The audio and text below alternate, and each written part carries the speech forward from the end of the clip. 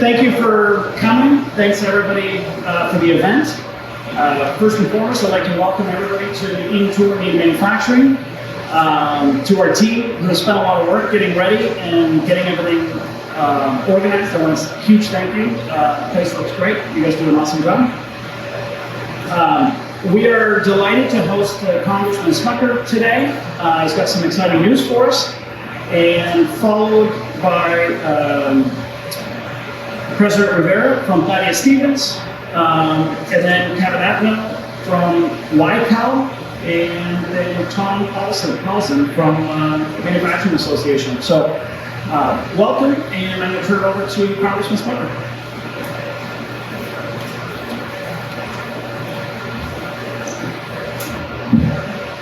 Well, thank you, David.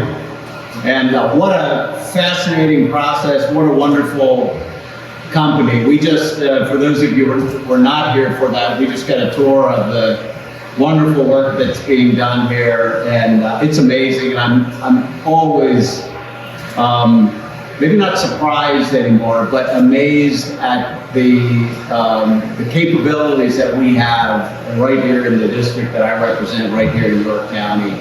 But I don't know that I've ever seen something quite like this, and so this has been pretty amazing. I was talking with President Rivera here, and he said, well, you did something like this in your background, right? And I'm like, well, we never, did construction. We're just slamming stuff together. We don't think it in microns, and so it's quite amazing. But I do appreciate you hosting this event, appreciate the tour. I appreciate President Rivera, Thaddeus Stevens being here with us today, Tom Paulson from the Manufacturers Association, YCAL here as well. We're truly blessed in our community to have the wonderful work ethic and manufacturing base that exists right here. And so I'm very, very proud to represent this community in Washington, D.C. and be your voice there. I talk to businesses throughout the community, and this number one issue that we hear, and I think everyone here will probably say the same thing in talking to business owners, and that is ensuring that we have individuals first to fill positions that are available, and then ensuring that they are qualified for the jobs that are available today, which are different than jobs that existed just a few years ago, let alone 10, 20, 30 years ago.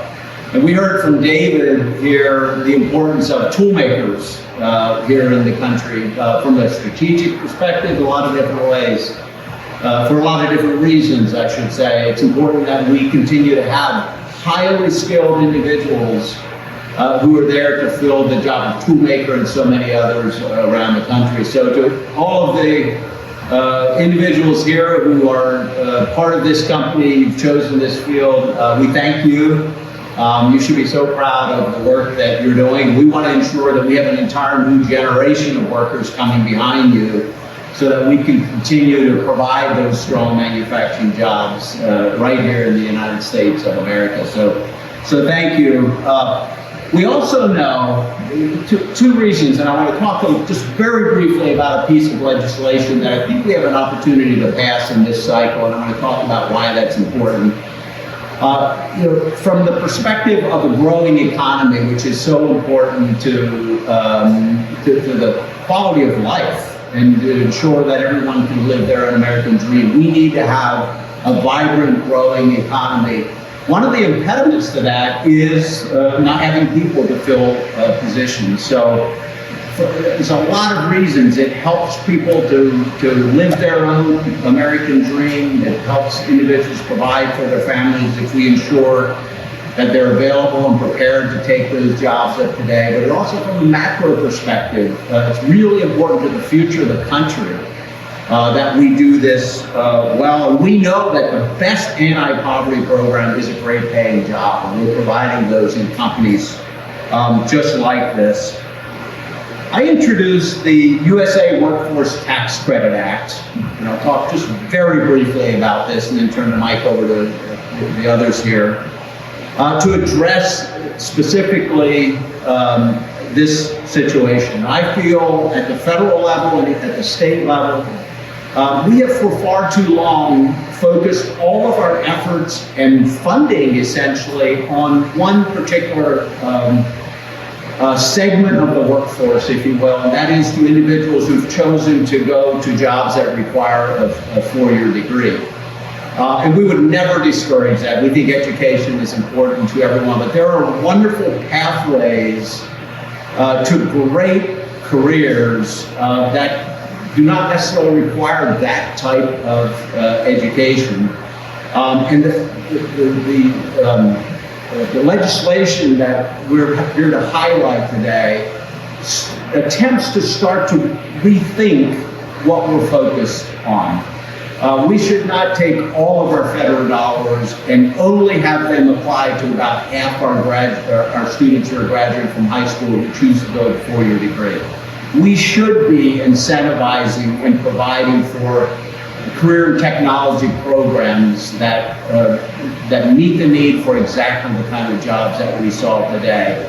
Apprenticeship programs that are provided right here in York County. So the purpose of this legislation is to invest in those types of jobs that we have ignored for far too long, I think. So this is essentially a tax credit program that would help businesses invest in their employees and in their potential employees by partnering with organizations like some that are represented here today that I mentioned earlier, Thaddeus Stevens, the apprenticeship program at the Manufacturers Association, and so many others across our community that are working very effectively. We want employers to invest in those organizations, to partner with them. And this tax credit would provide just for some portion of that to be given as a tax credit when employers make those kind of commitments. It's modeled after a program that exists right here in Pennsylvania, the EITC, which is a similar tax credit program that has worked very effectively, where businesses provide scholarships for students to attend the school of their choice, and then creates those kind of partnerships. So it's a program that's worked well in K through 12, and I think could work very effectively both here and across the country for career and technology education and for apprenticeship programs. So again, it's a legislation that would create a small tax credit to encourage investment in these kinds of institutions that offer workforce development programs, career and technical education, and apprenticeship programs. I'll finish with this, and I'll be repeating myself, but there are many great pathways to a rewarding career. And it's time that we recognize that both in the dollars that we're spending at the federal level and in the policies that we put in place. I do think we have an opportunity in this Congress to work in a bipartisan way to advance this kind of legislation, which is critically important, not only for so many individuals looking to make decisions about the workforce, but also for the future of the country. So thank you for hosting us today. I very much appreciate it. We're all so impressed with everything you're doing here. And with that, turn it over to President Rivera from Thaddeus Stevens School. Thanks for being here. Good morning. All right. Good morning, everyone. Audience participation. Good morning. Good morning, everyone. All right. Good morning. Good morning. See, I'm the educator up here, so I have to do that a few times. First, I want to say thank you. Thanks for a great visit, visiting the plant, getting to see this engagement in manufacturing and just what you do each and every day to improve the quality of life, for individuals around the world. I'm thinking Manufacturing Week is coming up. We're going to celebrate what's so cool about manufacturing, and I think this is a perfect example to show that it's not just about manufacturing, it's about creating the tools that improve lives, that save lives, and that really help us be healthier and a more engaged society. So thanks for having a big part in that. Thank you to the Congressman for taking on an issue like this around tax credit for college affordability. I know through our experiences and through our history, we realize that 4-year degree, traditional pathways is not for everyone, but when you think about the engage, what our community needs right now, I think about Thaddeus Stevens College.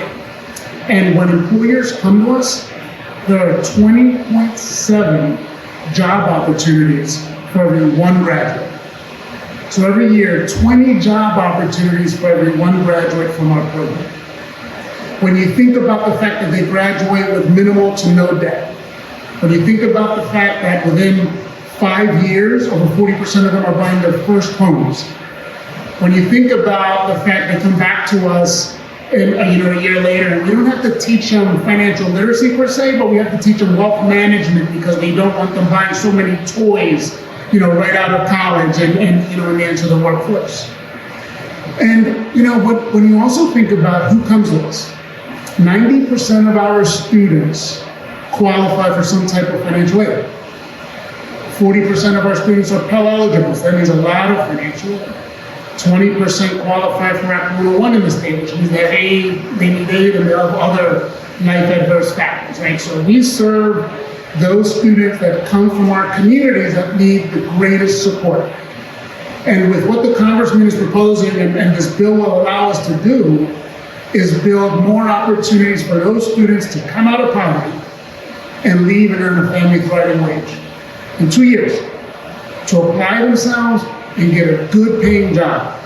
And the kids that we get to see cross the stage every year, they come back and they show us firsthand not only how they change their own lives, and you probably know this story, but how they change the lives of their whole family. And so that's what this is about. So being here to visit and see the great work that you're doing, changing lives through medical, manufacturing, the tools you're engaging, being here with the Congressman to provide more opportunities for students to engage in this pathway. And then lastly, really filling the workforce. Because what we know is right now we're graduating, Pennsylvania in general, is graduating enough students to fill the current job demands. But we aren't graduating enough for those who are ready to retire. We're not going to have a workforce for retirement. And those of you who've been here 30, 40 years, you want to retire, and you want to know that there's going to be somebody coming behind you to take the torch, so to speak.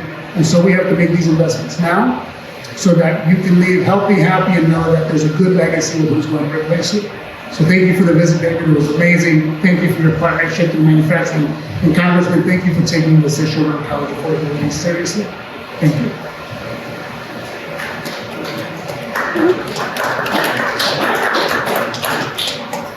For those who don't know me, I brought notes, and that's a big step for me. I'm typically a wing it type of person, so this was very important. So my name is Kevin Atten. I'm the Executive Director of York County Alliance for Learning.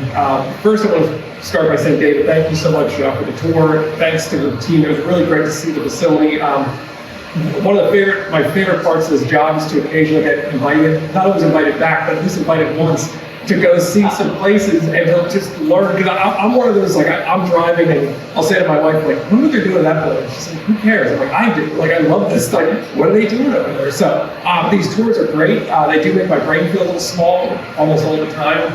Some of the work all you're doing, I'm just like, wow, I can't wrap my head around it. So thank you so much. Really, really impressive operation. Thank you to Congressman Smucker just for the introduction of this bill. So my organization, YCAL, or York County Alliance for Learning, what we do is we really exist to engage K-12, so that those K-12 students, and really we're trying to be that connecting force. So we are making sure that business and education are working together. And I heard that word partnership, and every time I hear that word, it's always sends up a ding ding in my head, because that's so important. But we want to make sure those two groups are talking so that we can engage students in career awareness, career education, career development. Because I was telling Jake earlier in the tour, I said career awareness is a huge part of what we do. That's why I kind of, on the tour, I didn't want to sidetrack us, but I wanted to say, what's that person's background? What do they do? Where do they go to high school? How do they get interested in this field? Because part of what we work with in part of the challenge, I should say, in certain industries is, do the students coming out, do their counselors even know that the job exists to find a good match? Maybe there's a student that wants to do that job, but they may not know it exists and what the training entails. So we want to make sure those two important groups are working together and really preparing who's going to be that workforce of the future, who's the American workforce for the next generation, and are they going to be able to fill those spots that are needed? So this bill is really going to help foster those connections. So I'm very supportive of this. I'm really excited to hear about it. It is absolutely something that's needed. We have benefited from the EITC program, so it's great to hear the connection of sort of a sort of a larger macro version of the EITC program here that we have in the state of Pennsylvania. So this sort of concept of career readiness, it's really the most effective when employers get involved in it. We can't let that go to our K-12 institutions to prepare students the way that we need them to be coming out of high school. We need to take an active part of that as sort of leaders of the industry to say, this is what we need students to not look like, but what we need them to, the skill set that we need their skill set to look like when they come out of K-12. So these partnerships, this collaboration, that is how we all win, by working together. And I'm really happy that we get to play a part in that through our various programs such as career exploration programs. We host manufacturing days. I think I might have found a new tour site for our high school students, maybe, for October. So we do take that week to actually celebrate National Manufacturing Day. And typically we get anywhere from 300 to 400 high school students out and visiting manufacturing facilities just in that 1 week period. So hopefully we can get them here, and you'll have another tour come through, and hopefully not be too much of a disruption to your work. But just great partnerships like that. And again, once again, thank you, Congressman Smucker. Such a great foresight to introduce a bill like this and to look ahead and identify the needs that we have as a country. So we love our partnerships. We love partnering with great organizations like the Manufacturers Association, and really just focusing on who's going to be our next workforce coming out of this next generation. And that is a great segue to introduce one of my best friends in the industry, Tom Halson with the Manufacturers Association. Thank you all for being here. Really appreciate it. All right, thank you, Kevin.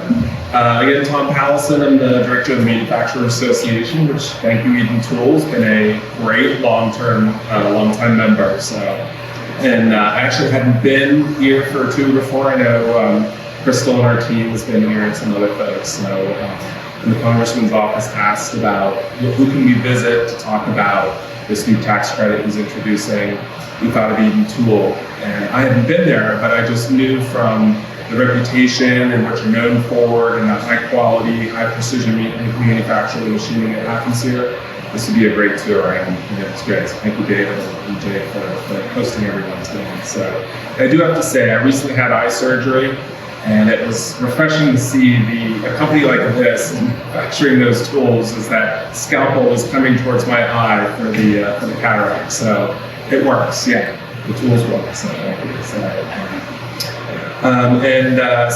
I just wanted to talk a little bit about the Manufacturers Association. We're actually, we just had our 117th anniversary. We started in 1906 in New York County, and we'll go through every year. I'll speed up here, but as an organization, we've seen a lot of what's going on in the labor shortage and the skills gap, but I don't think ever in our 117 years of being in existence, we've seen a situation like this where we've had such a demand for the trades and manufacturing and the skills that are required for high-tech manufacturing that we have today. So it's a real unusual thing that we're trying to support and help out. And even through our latest, we do an annual survey, and the recent one said our manufacturers in this region will be hiring over the next year an additional 800 people, which is, in the year before it was 1,200. And that's double what we normally see in that survey. So things are slowing down, manufacturing is growing, and you guys are part of that, so congratulations. But I do want to build on the points here. We do have some challenges. A recent report about this area cited that we have about half the students graduating high school that have advanced manufacturing skills, and we're going to need to fill those requirements to fill people moving in and out of the state. So we're really in a deficit trying to fill those tool makers and those engineers and those folks that are exiting the workforce. And in that study, it also talked about by 2028, we're going to be short of about 13,000 unfilled manufacturing jobs if we don't do some things to increase that capacity. So a lot to work on. But we're trying to do our part as an association. You heard about our apprenticeship program that we're providing. And this type of training has been, in demand for a long time, but really in the last few years, it's dramatically increased. So companies are really investing, they're taking hold of the problem and taking charge of the problem and really bringing their folks on for apprenticeships through the association. And even in our activity we used to train about 1,500 people 3 years ago. This year we're going to train over 3,000 people through the apprenticeship and all the other training that we're doing. So companies are recognizing the importance of training and education and apprenticeships to kind of meet that need. So we really do need all these organizations, Thaddeus Stevens, YCAL, all the other organizations out there to help meet the future demand in the trades for manufacturing. And the Congressman's legislation, the USA tax credit, will be another tool that we can use to help invest in our organizations. And just imagine Thaddeus Stevens, instead of graduating 1,500-ish, like 10 times that. I mean, imagine the potential there with some additional investment that's happening. So the tax credit really gives a private sector way to invest in organizations that really work, deliver, and have success, and they're really invested in. So thank you again for introducing that, and we look forward to helping you push that forward. And with that, thanks again to our host, Eden Toole, and David and Jake, and the rest of the team here. Congratulations.